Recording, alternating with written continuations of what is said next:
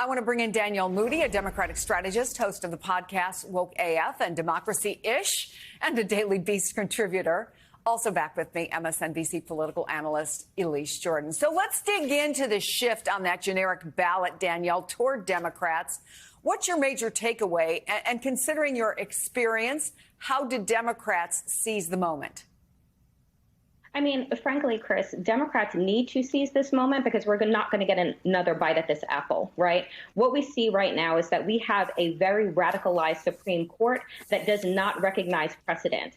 And Democrats can't just tell people to go and vote. They need to tell us what kind of numbers they need in order to codify Roe into law. We knew for the past 50 years that Republicans have been organizing in plain sight. And so there had to have been a strategy that was in place to protect women and people with uteruses. And so Democrats right now, we have a handful of months to organize and to activate people. But it is not just about showing up to the polls. It's about exactly where we need people at the state, local and federal level. On the other side of the coin, Elise, this can be tricky for Republicans. Politico compared it to the dog that caught the car. So they got the ruling they wanted, but what did they do with it so as not to offend midterm voters, especially suburban women, right? Well, it's such an issue, Chris, that has always driven Republican voters who many are single issue voters voting for Supreme Court justices that they want to be conservative and appointed by a Republican president. And to Danielle's point, I think that you're completely right that Democrats need to be specific about their strategy. There are a number of months before November, and there are going to be some pretty pivotal primaries still, but you have states like Pennsylvania where the Republican nominee for governor has pledged to completely ban abortion in Pennsylvania. That could have implications on the Senate race there too.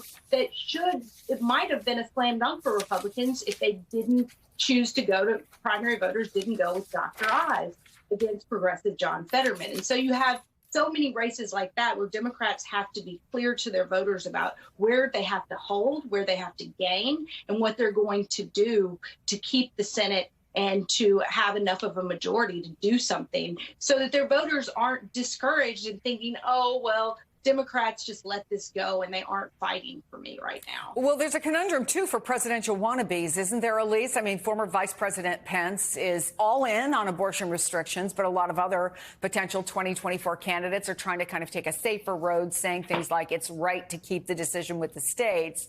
But if you're a governor, Elise, with a strongly Republican legislature and they want to sign a bill with no exceptions, say for rape and incest, how does that play nationally? That same NPR poll showed 59% of women oppose the court's decision on abortion, 53% of independents.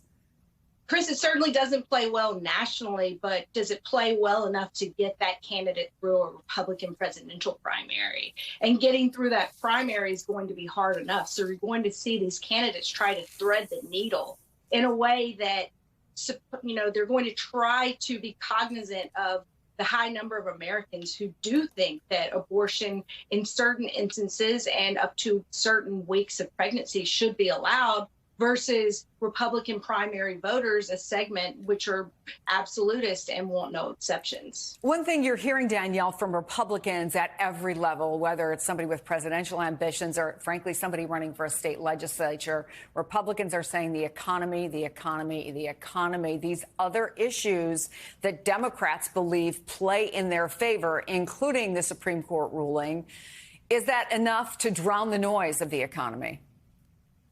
I mean, here's the thing, is that the most important thing that we need to be focused on right now is the collapse of our democracy, is the fact that we have a radicalized Supreme Court, the fact that we no longer have codified laws that protect people's rights, that this is the first time in modern history that the Supreme Court has taken away constitutional rights. And so while Republicans want to play games on the economy, right, the reality is that we're in this place because of the Trump administration. We're in this place because of COVID and the fact that they wanted to vote against relief packages that were going to help us not get into a stagnated place. And so we can't allow this to turn into, oh, we need to just focus on the kitchen table, because the issue of family planning is a kitchen table issue. That is an issue about the economy and forcing women and people with uteruses out of the workplace, and so that they can't contribute in the way that we need them to. So all of these issues are connected. connected, and we need to make that connection for the American people. And that's the job that Democrats have come November. Well, I want to ask you both about the Associated Press report that more than 1 million voters, now this was pre-Roe,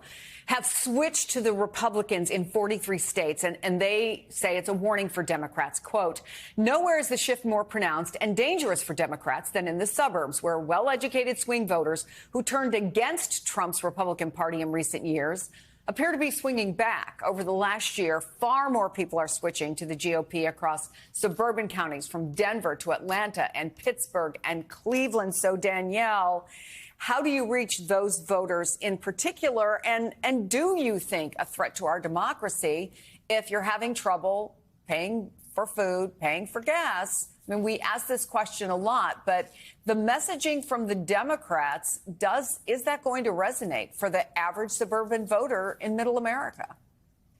The average suburban voter in Middle America needs to be able to put food on their table, to put medicine in their cabinets, to put gas in their car. And they can't do those things if they don't have access to a job or they're forced out of the workplace. We saw 2 million women forced out of the workplace during the COVID pandemic because they were the primary caregivers for their children. And now they're going to be forced to birth them. And so, again, this is about having the conversation with the American people and connecting the dots for them. And the American voter right now, they want to see the Democratic Party fight for them in the way that the Republicans are fighting to turn back the clock. And so we have this opportunity right now to say that they are the party of regression. We are the party of progress. And this is what progress looks like. This is what we will do with the votes that you give us. This is what we will do with the power that you give us. And so from voting rights to abortion rights to LGBTQ rights and beyond, this is all connected to our ability to thrive in this country and to secure democracy, not just here, but around the world. Elise Jordan, we're almost out of time, but I've got to ask you, I mean, you've been involved with grassroots folks. You've got your finger on a lot of folks for a very long time.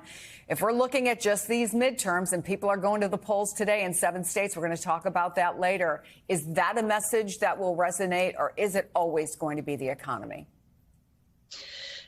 Maybe this week there would be immediacy with the Roe versus Wade decision, but it's going to be hard to sustain that drumbeat through November. And that's going to be the challenge for Democrats when you have inflation, when you have rising gas prices, and when you have a lot of mothers who perhaps that's why they're switching their party registrations after dissatisfaction with how the school closures were handled by Democratic leaders. So you have so many issues that it's going to be tough for Democrats to keep up the intensity, and they're going to need to show a hunger for the fight.